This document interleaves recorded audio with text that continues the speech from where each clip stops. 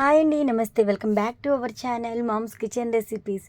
ఇవాళ వీడియోలో ఒక మంచి బ్రేక్ఫాస్ట్ని అయితే చూపించబోతున్నాను. మినపప్పుతో సింపుల్ అండ్ ఈజీగా ఇలా అయితే పునుగులు అయితే వేసి చూడండి. నేను చెప్పే టిప్స్తో ఇలా చేయండి.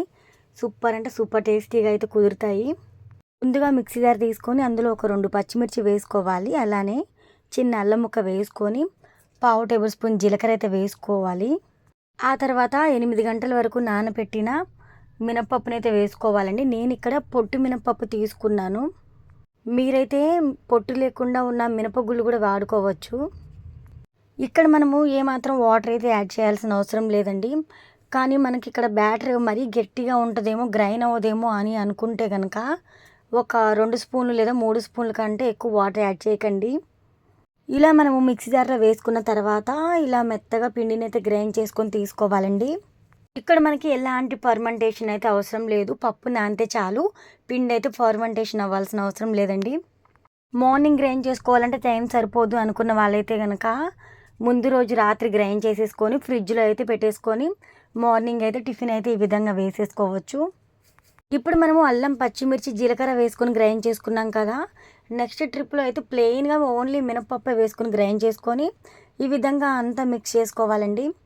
అలానే మనకి ఇక్కడ పిండికి సరిపడా ఉప్పుని కూడా చూసుకొని కలిపేసుకోవాలి. ఆ తర్వాత ఇంకొక టిప్ ఏంటంటే ఈవెన్గా ఒకే విధంగా కలపాలి. అప్పుడే మనకి చక్కగా అయితే పునుగులు అయితే వస్తాయండి. మీరు చేత్తో ఒకే విధంగా కలపండి, అప్పుడు చక్కగా అయితే మిక్స్ అవుతుంది. ఆ తర్వాత బ్యాటర్ అయితే ఈ విధంగా ప్రిపేర్ అయింది కదా. ఇందులోకి మనము ఉల్లిపాయలు, కొత్తిమీర కూడా వేసుకుంటే ఇంకొంచెం టేస్టీగా అయితే ఉంటుందండి. ఇలా ఉల్లిపాయలు, కొత్తిమీర కూడా వేసుకున్న తర్వాత మరొకసారి కలిపి డైరెక్ట్గా మనం ఆయిల్ వేడి చేసుకొని పునుగులు అయితే వేసేసుకోవాలండి.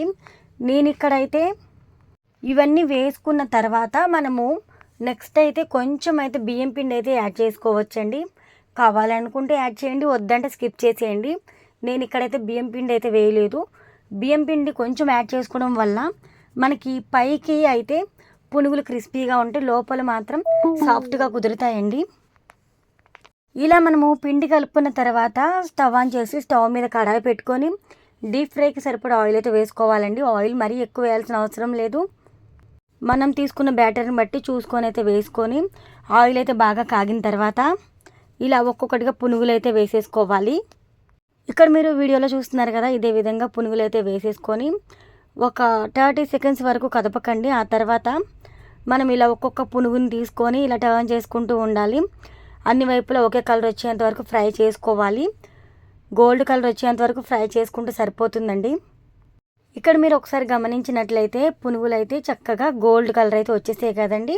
ఈ విధంగా అన్నీ ఒకే కలర్ వచ్చేంత వరకు ఫ్రై చేసుకోవాలి. ఇలా ఒకే కలర్ వచ్చేలా ఫ్రై చేయాలంటే మంటని మీడియం ఫ్లేమ్లో పెట్టి ఉంచి ఫ్రై చేయండి. అప్పుడే మనకి చక్కగా పునుగులు అయితే పర్ఫెక్ట్గా కుక్ అవుతాయి అన్నమాట. లేదు మనము త్వరగా అయిపోవాలని హై ఫ్లేమ్లో కుక్ చేస్తే కనుక మనకి పైకి అయితే ఉడికినట్టే అనిపిస్తే కలర్ వచ్చేస్తాయి, లోపల మాత్రం పిండి పిండిగా అలానే ఉంటుందండి. సో మీడియం ఫ్లేమ్లో పెట్టి మాత్రమే ఫ్రై చేసుకోవాలి. ఇంతేనండి, సింపుల్ అండ్ ఈజీగా మినపప్పుతో పునుగులు ఎలా చేయాలో చూసాం కదా. ఇక్కడ నేను ఈ మినప పునుగుల్లోకి టమాటో చట్నీ అలానే ములక్కాడ పప్పుచారు కాంబినేషన్లో అయితే ట్రై చేశాను. చాలా అంటే చాలా బాగుంది. ఈసారి మీరు మినపప్పుతో ఎప్పుడైనా ఇలా పునుగులు అయితే ట్రై చేయండి. చాలా బాగుంటుంది. టేస్ట్ అయితే సూపర్ అంటే సూపర్గా అయితే కుదురుతాయి. ఫస్ట్ టైం చేసే వాళ్ళు కూడా పర్ఫెక్ట్గా కుదురుతాయండి. ఇక్కడ మీరు ఒకసారి గమనించినట్లయితే నాకైతే బియ్యం పిండి వాడకుండా కూడా పైన క్రిస్పీగా లోపల సాఫ్ట్గా అయితే కుదిరాయండి. ఈ రెసిపీ మీకు నచ్చితే కనుక లైక్ చేయండి. లైక్ చేయడం వల్ల మన వీడియోస్ ఇంకొంతమందికి రీచ్ అవుతాయి. అలానే ఈ రెసిపీ తెలియని వాళ్ళకి కూడా తెలుస్తుంది. ఇలాంటి మరెన్నో రెసిపీస్ కోసం ఛానల్ సబ్స్క్రైబ్ చేయండి.